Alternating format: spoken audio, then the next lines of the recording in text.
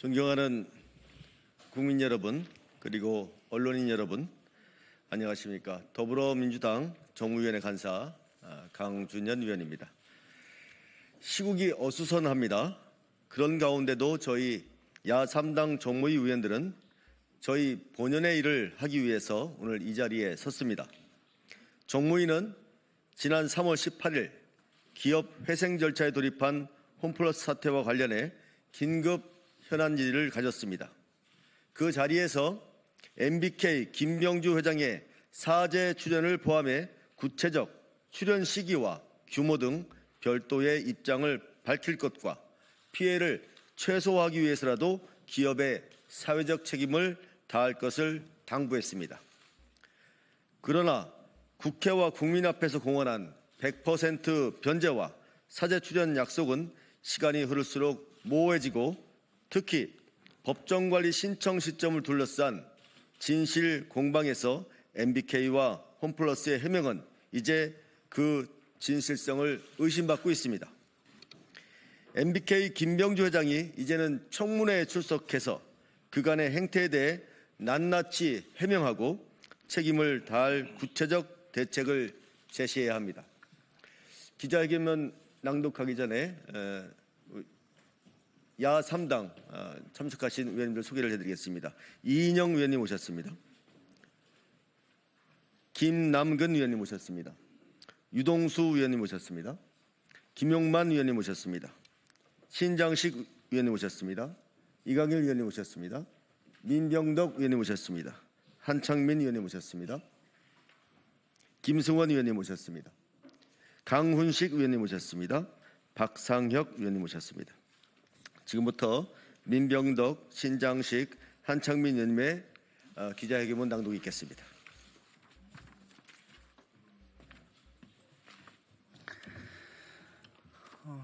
더불어민주당 을지로위원회 홈플러스 TF 단장입니다. 홈플러스와 대주주 김병주 회장은 하루속히 구체적 변제안을 마련하라. 긴급 현안 질의 당시 국회에 증인으로 출석한 홈플러스 김광일 대표는 사죄 출연을 포함한 책임 있는 방식으로 유동화 채권에 대해 100% 변제하겠다라고 약속한 바 있다. 또한 지난달 21일 홈플러스는 입장문을 통해서 유동화 채권 전액 변제 약속을 재확인했다. 이는 국회와 국민 앞에서 공개적으로 한 발언이자 기업 신뢰를 회복하기 위한 최후의 약속이었다.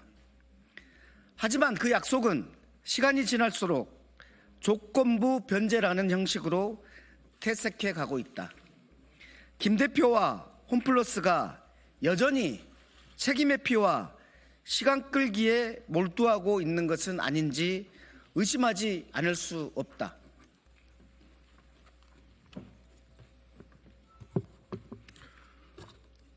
조국혁신당 신장식입니다. 김광일 대표는 지난달 20일 회생법원에서 홈플러스와 3개 카드사 간 비공개 신문 과정에서 최장 10년 분할 가능성을 언급한 것으로 알려졌다.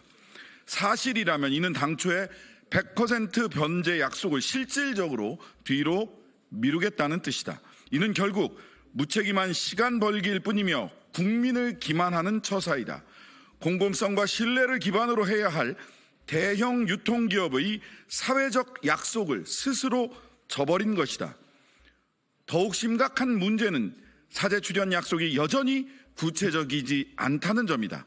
김 대표는 사죄 출연을 언급했지만 출연의 규모, 시기, 방식에 대해서는 지금까지도 아무런 설명을 내놓고 있지 않다. 심지어 회생법원 비공개 신문 과정에서도 사죄 출연 계획에 대해서는 일체 답변을 거부한 것으로 알려지고 있다. 구체적인 재원 마련 방안이 없는 소위 전액 변제 약속은 그 자체로 대국민 사기극이 될 수밖에 없다. 결국 대국민 약속을 이렇게 모호하게 미룬 채 방치하는 상황에서 국회가 청문회를 통해 진실을 밝히고 책임을 따져 묻는 것은 더 이상 선택이 아니라 필수이다.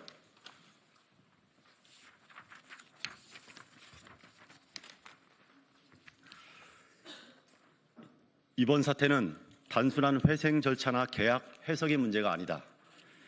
유동화 구조의 불투명성과 기업의 책임 회피가 결합된 심각한 도덕적 해이이며 그 피해는 고스란히 일반 투자자들과 금융질서 전반으로 전가되고 있다. 그리고 그 책임의 정점에는 MBK 파트너스의 김병주 회장이 있다. 실질적 대주주로서 김병주 회장은 국회 청문회 출석에 지금의 상황에 대해서 분명한 입장을 밝히고 책임 있는 대책을 제시해야 한다. 국회는 더 이상 홈플러스의 책임 회피를 좌시하지 않을 것이다. 진정성 없는 조건부 약속으로 국민을 기만하는 이 행태가 계속된다면 이는 국회의 직무유기이며 국민의 권리를 저버리는 일이 될 것이다. 홈플러스와 대주주 김병주 회장은 사재 출연 계획을 포함한 구체적인 재원 마련 방안을 오늘 4월 10일까지 제시하라. 그렇지 않으면 온 국민을 기만한 죄를 청문회를 통해 반드시 물을 것이다. 국회는 이번 사태를 끝까지 주시하며 국민이 다시는 기만당하지 않도록 모든 책임을 묻는데 주저하지 않을 것이다.